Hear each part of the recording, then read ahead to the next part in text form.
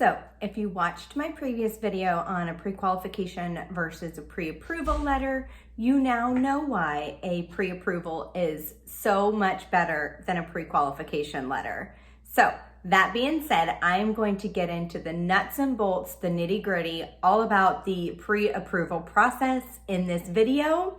So stick around because, as always, I've got you covered.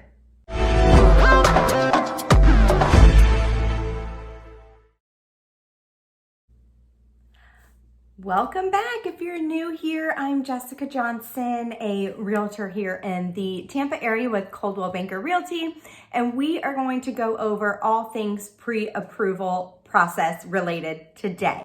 So first things first, why do you need a pre-approval? Why is it key for home buyers? So short and sweet, a pre-approval from a lender is the only way to know your actual price range when starting the home buying process, how much you can spend, how much you can borrow for your loan.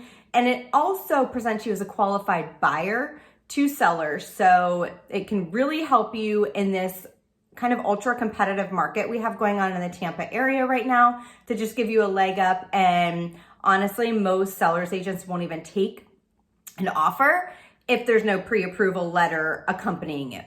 So first, I recommend to all my buyers, all my clients, that you speak with at least 2 to 3 different lenders in regard to a pre-approval. That way you have options and it gives you the ability to kind of choose which is going to work best for you and your particular situation, because they all might be able to offer you something just a little bit different.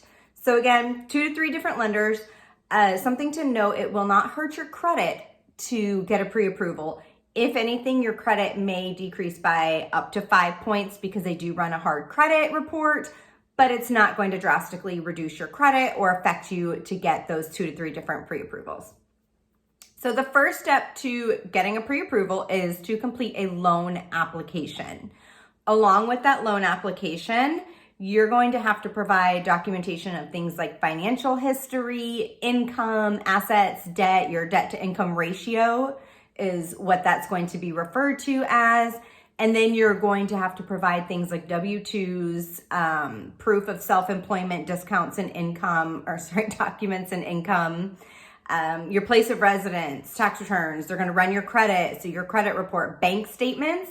Most lenders are going to require those bank statements go back at least 60 days.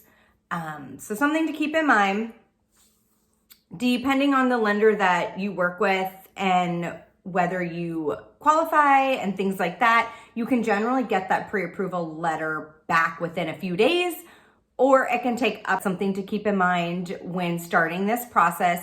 I would typically start this process about 30 days before you're wanting to hit the ground running and start looking for properties. That way you're not sitting around waiting on it. You have it in hand, you're ready to go.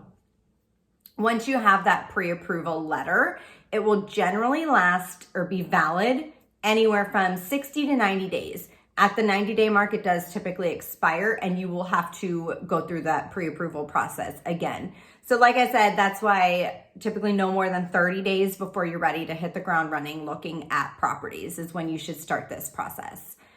When you get your pre-approval letter, it will have an interest rate quoted on there. Keep in mind, this is going to not be set in stone. That can change depending on what the federal interest rates do in between the time of your pre-approval and when you actually secure financing. So leads me to my next point. A pre-approval letter is just that. It's a pre-approval. You can still be denied financing once you get under contract. You generally, here in Florida and in Tampa, it's pretty status quo that you have about 30 days from when you sign that contract, go under contract, to when you need to have your financing secured. So again, a pre-approval is a pre-approval. There is still a chance that your finances or circumstances, anything could change that might prevent you actually obtaining financing. So once you have that pre-approval letter, things to not do: don't open new credit, don't miss any kind of payments or be late or anything like that, and don't change jobs. That's a huge thing because job history is huge with financing. Don't change jobs And don't make any large purchases. Don't go out and buy a car. Don't, go buck wild and make a whole bunch of purchases. So if you like this video, go ahead and give it a like, give it a little thumbs up, and hit the subscribe button so that way you don't miss out on any of my upcoming weekly videos. Also, go ahead and drop in the comments what you learned from this video. Thanks so much.